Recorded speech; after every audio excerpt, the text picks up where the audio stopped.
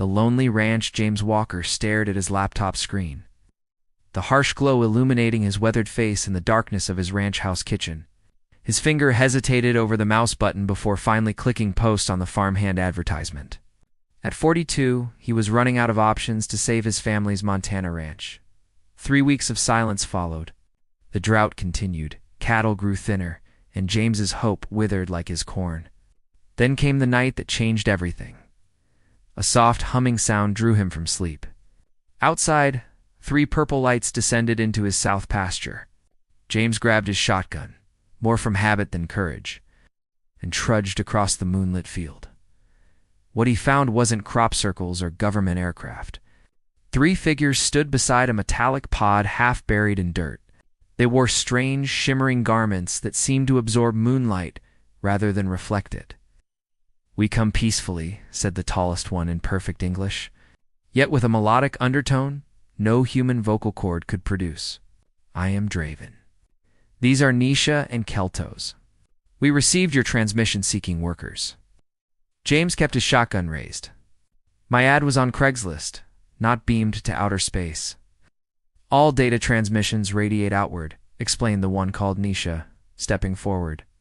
Unlike Draven's blue-tinged skin, hers was copper with faint golden patterns.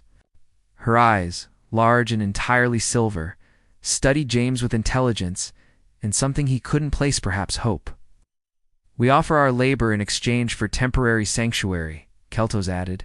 The shortest of the 3, his 4-fingered hands clutched a device emitting soft light. James laughed, despite himself. Aliens answering a help wanted ad. "That's a new one." "We are refugees," Nisha said softly. "Our world was destroyed. We were scientists, not warriors. Others hunt us for our knowledge." James lowered his shotgun slightly. "What knowledge would that be?" "We understand soil, plants, the balance of ecosystems," Draven explained. "On our world, we cultivated life in the harshest environments." James glanced back at his failing ranch fields, brown and dying, cattle barely surviving. A lifetime of work disappearing before his eyes. "If you can make things grow again," he found himself saying, "you can stay." For now, Nisha's expression softened. "We will prove our worth, James Walker." He blinked. "How do you know my name?" "Your transmission," she replied. "We learned much about you before arriving." Part 2. Strange visitors. Dawn revealed the full strangeness of his new farmhands. In daylight, their otherworldly features were impossible to dismiss. Draven stood nearly 7 feet tall with long, jointed limbs. Keltos moved with surprising quickness, despite his stocky frame and wide-set eyes. But it was Nisha who captured James's attention, most graceful and observant, her copper skin catching morning light as she examined his withered crops. "Your soil is depleted but not dead," she said, rubbing earth between her fingers. "We can help it remember how to nurture life." James watched skeptically as the aliens mixed strange compounds and worked the fields.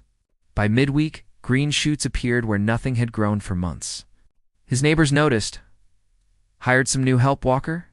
Tom Gunderson called from his truck. Eyes narrowed at the distant figures wearing wide-brimmed hats and bandanas James had provided as disguises. "Just trying something different," James replied casually. Heart-pounding. That evening, black SUVs drove slowly past the property. James sat with the aliens in his barn, doors secured. "Government vehicles," he explained.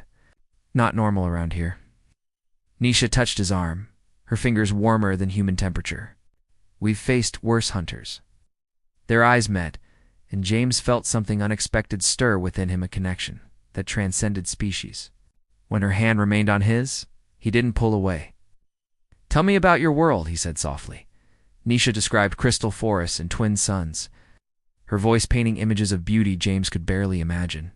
Draven and Keltos worked on repairing their damaged craft in the corner while she spoke. "Why did they destroy it?" James asked. "Resources," she answered sadly, "in fear of what we could create." Later, watching her walk among his reviving crops by moonlight, James realized he was beginning to care for her in ways that defied logic. She was alien, yet somehow familiar, like meeting someone you've known in dreams. That night, Black helicopters circled overhead. James found Nisha on his porch, staring skyward. "They're getting closer," she whispered. Without thinking, James took her hand. "They'll have to go through me first."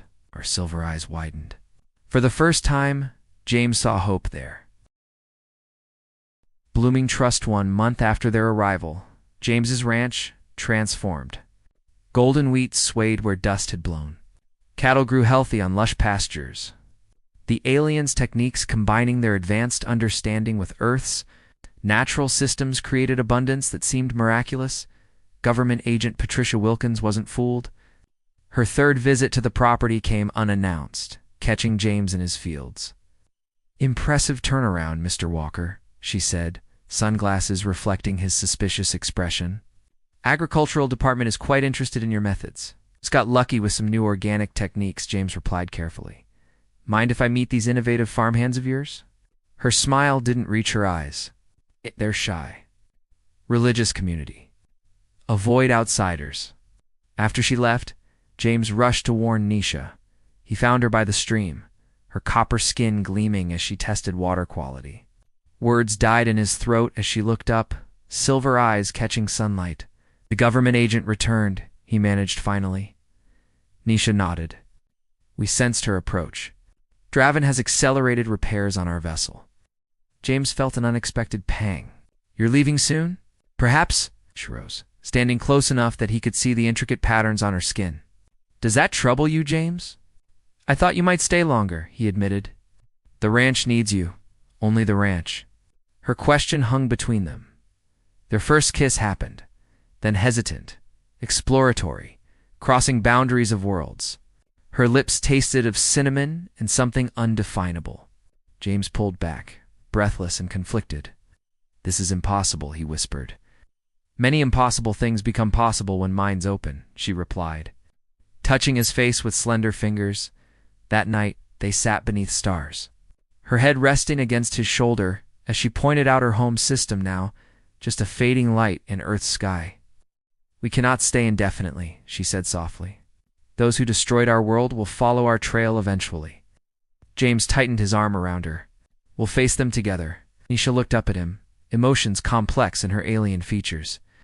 "You would risk everything for beings not of your world."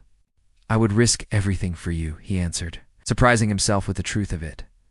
The connection between them deepened that night, transcending physical differences in ways neither had imagined possible.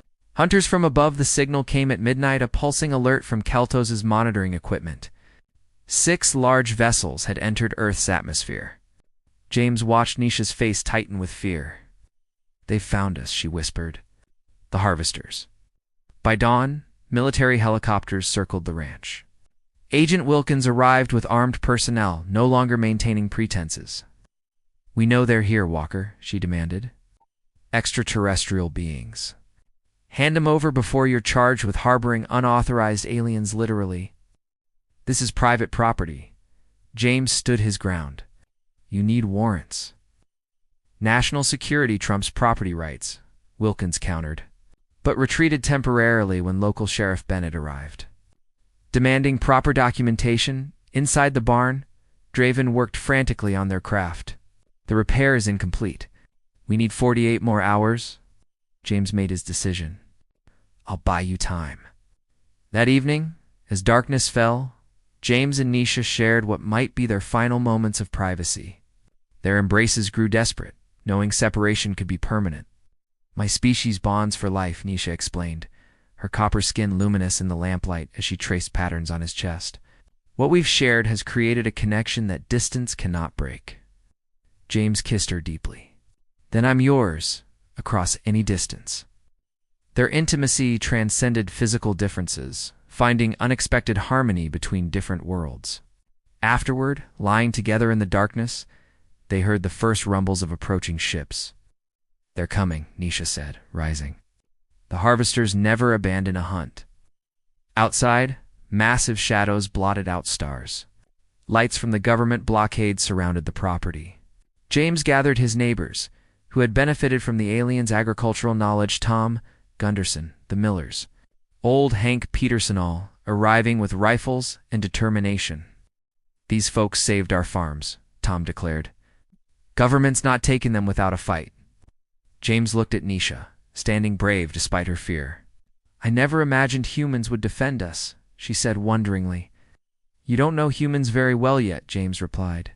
We're stubborn that way. As the massive harvester ships descended, casting eerie green light across the fields, James took Nisha's hand. The impossible choice between his world and hers no longer seemed impossible at all. Whatever happens, he promised, we face it together. Stand together, dawn broke over a standoff unlike any in human history. 30 local ranchers and farmers stood alongside James, facing both government forces and the hovering harvester ships. The alien small vessel sat ready in the barn, repairs nearly complete. This is your final warning, Agent Wilkins announced through a megaphone. Surrender the extraterrestrials, or we will take them by force. Above, ports opened in the harvester ships. Metallic forms began descending, tall, armored hunters with weapons glowing ominously. James stepped forward. These people have done nothing but help us. They've shared knowledge that's made our dying land fertile again. They're refugees, not invaders. Step aside, civilian, ordered one of the military commanders. No, James replied, and the single word rippled through the community standing with him. No, they echoed, forming a human barrier around the barn. The first harvester troops landed, their translucent helmets revealing faces similar to Nisha's species, but harder, crueler. Their leader addressed the humans directly through translation devices. This matter doesn't concern your kind. These fugitives possess biological technology that threatens galactic stability. Sheriff Bennett spat on the ground. Sounds like they refuse to let you exploit them. That concerns us plenty. Nisha stepped forward despite James's protective gesture. We never weaponized our knowledge. We only create, never destroy. Exactly why you're dangerous, the harvester commander replied. The standoff tensed until Draven emerged from the barn. The vessel is ready, he announced. But the harvesters will follow. Not if they can't find you, Agent Wilkins said unexpectedly, stepping forward. All eyes turned to her. I've been monitoring this situation. These beings have demonstrated nothing but peaceful intentions. She faced her superiors. I recommend we grant them asylum and classify their presence. In exchange for agricultural knowledge that could transform our world, the unexpected Alliance government agent, local farmers, and alien refugees shifted the balance. After tense negotiations, the harvester commander retreated, thwarted by unexpected human solidarity. That night, as their small vessel rose toward stars, Nisha remained behind with James, their partying with Draven and Keltos. It was bittersweet to continuing to a distant sanctuary while Nisha chose Earth as her new home. Are you certain? James asked as they watched the ship disappear into night sky. Nisha's silver eyes reflected starlight. My home is wherever you are now, human and alien. Standing together beneath an infinite sky, proof that sometimes impossible connections become the strongest of all. Retry Claude can make mistakes. Please double-check responses. Sonnet 3.7. Bridges between stars, the years transformed James Walker's once struggling ranch into a center of agricultural innovation. What began with an online advertisement seeking Farmhands had blossomed into something no one could have predicted. Bridge between worlds, Nisha became known in the community as James's foreign consultant, her alien features disguised enough for casual interactions while government classification protocols protected her true identity. Together, they established the Walker Institute for Sustainable Agriculture, their methods revolutionizing farming across drought-stricken regions worldwide. Their relationship deepened with time, the initial strangeness giving way to profound understanding. Their differences, physical, cultural, even biological, became strengths rather than obstacles.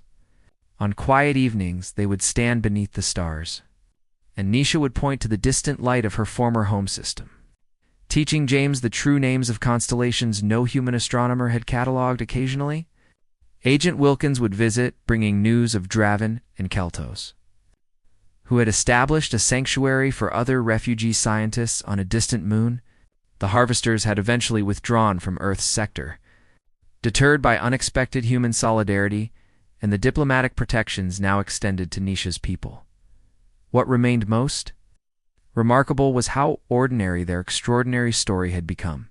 The local community that had once stood armed to protect alien refugees now simply included Ataya in harvest festivals and town gatherings. Children who once might have feared differences now grew up understanding that connection transcends origin. Became seeking temporary sanctuary, Nisha told James on their 5th anniversary, as they stood in fields golden with wheat that grew in patterns visible from space, a message of welcome to any peaceful travelers who might pass by. Instead, we found home. James took her copper-skinned hand in his, their fingers intertwining despite their differences. Sometimes, he replied, the universe answers advertisements we didn't even know we posted. Above them, stars winked like distant possibilities, bridges waiting to be built between worlds that only needed the courage to reach out and connect. Sonnet 3.7